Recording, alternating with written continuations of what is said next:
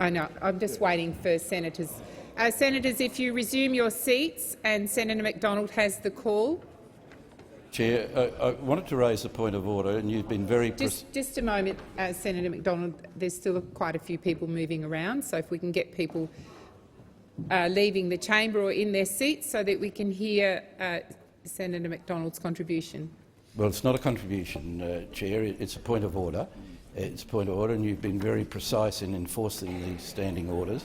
There is a senator in this chamber who is clearly breaching the rule about wearing insignias supporting a cause here, and I'd ask you to exercise the same rigour that you've used in other points of order on all senators in this chamber, and not allow one senator to think he or she is better than anyone else who has special rules for him or her just because of some inflated view of their own importance.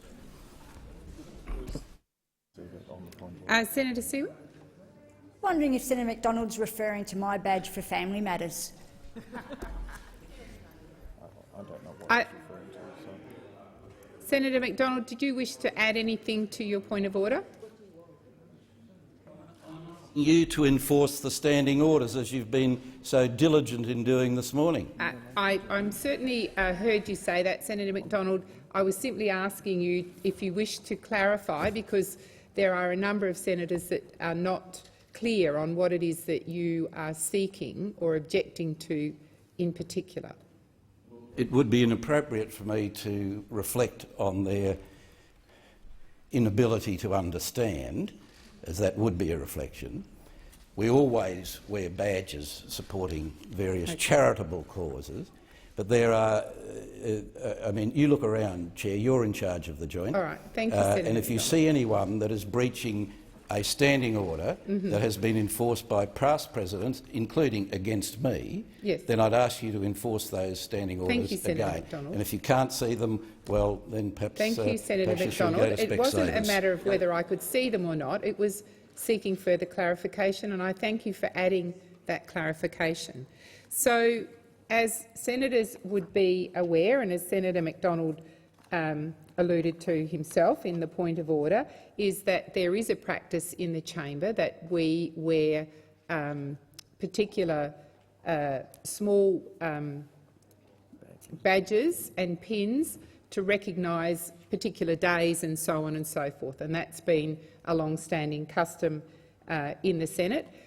Senator McDonald is also correct that we do have standing orders and rulings by presidents that go to something more than that. And there is a distinction, and the distinction is that where it is obvious that the message reflects on the views of the senator or is broad enough to be interpreted, then that is where the senator is called to order about the prop or the message that they are wearing. In the case that you've raised, or in the matter, the point of order that you've raised this morning, Senator McDonald, I don't believe that the range of badges and pins that are being worn today in the Senate are a breach of that particular ruling. Thank you, Senator Bernardi. Madam Acting Deputy President, may I ask that you, in your ruling, you consider the ruling of temporary Chair Senator Whish-Wilson, which was requiring both myself and I think a member of the Greens party to remove from display the political campaigning for the yes and no campaigns, as demonstrated by the rainbow flag and the "it's okay to vote no." That was upheld by Senator Whish-Wilson. I accept that, but I do make the point there are significant political campaigns, badges signifying the political campaign we've just gone through in this place, and we're just looking for consistency. I see. Senator Hinch. Thank you, Chair. As I suspect that I'm the person that Senator McDonald is referring to, I think I'm entitled to have something to say here. The predecessor as President of the Senate, Senator Parry, made no comment at all when Senator Hanson turned up here wearing a burqa. Thank you, Senator Hinch. I don't believe that you are the person being referred Well, to. OK, So I'll leave that alone and go to the badges. Yesterday, Senator McDonald, he says, we all wear badges in this chamber, we're all entitled to, and yet he challenged the acting chair, Senator Wilson, for wearing a badge inadvertently yesterday. Senator Hinch, please resume your seat. Thank you, Senator McDonald. Thank you, Senator McDonald. Please resume your seat. Can you resume your seat? Senator McDonald, thank you. I've indicated to the chamber my interpretation of the standing order in relation to the point of order that you have made. So, Senator Wong. On the point of order, well, I'm just actually clarifying. I think it's Senator McDonald's point of order. Can I respect... Senator McDonald? No, Senator McDonald. Senator McDonald, resume your seat. Thank you. We will hear Senator Wong's point of order in a respectful way. I'm happy to make this contribution as a committee contribution, if that would make you feel better, Senator McDonald. Well, Senator McDonald, a little courtesy this morning I think would be good. A little courtesy would be good. Can I make this... Thank you, Senator McDonald. Thank you, Senator McDonald. This is a bill that has been the subject of a national vote, and there are many people across the country who are observing this. Well, all right, not a national vote, a national survey. Does that make you feel better? And there are many people who are watching the behaviour of this chamber. People are entitled to their different views, but having an unseemly and frankly discourteous argument about badges seems to me to be less than this Senate ought be doing.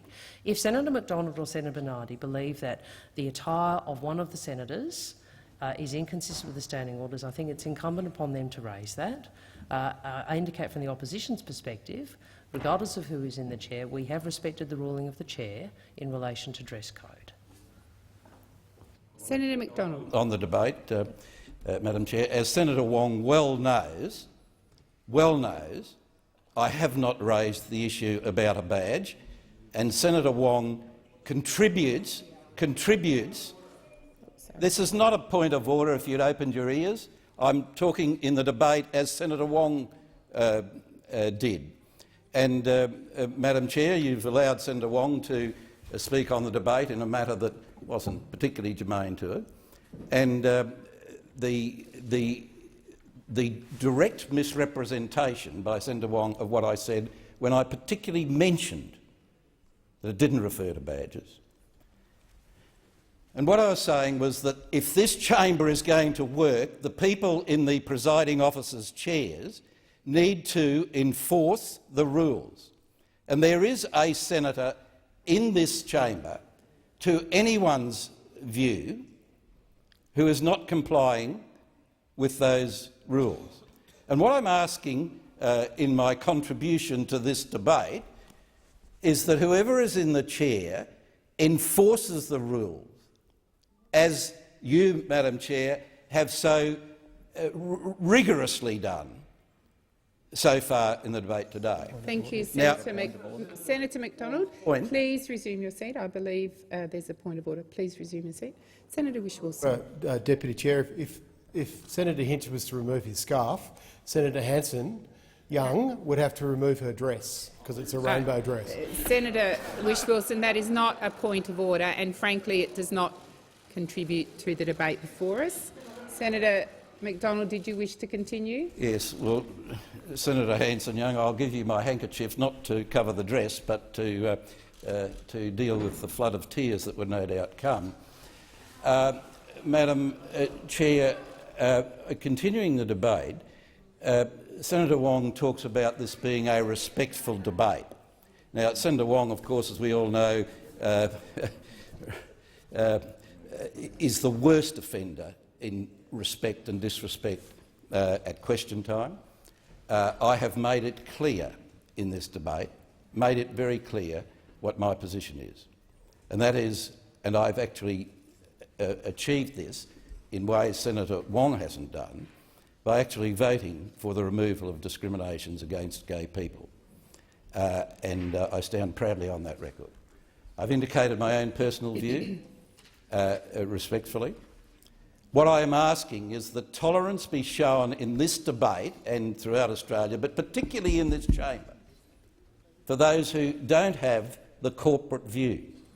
Because I know there are many members of the Labor Party with deep religious convictions who are very uncomfortable about being corralled into supporting a Labor Party majority vote.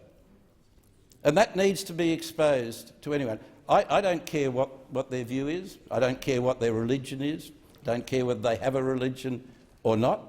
That's their matters for them. But in a debate that was intended to be a conscience vote by all senators, it's clear that some senators are not able to follow their conscience. And that disturbs me.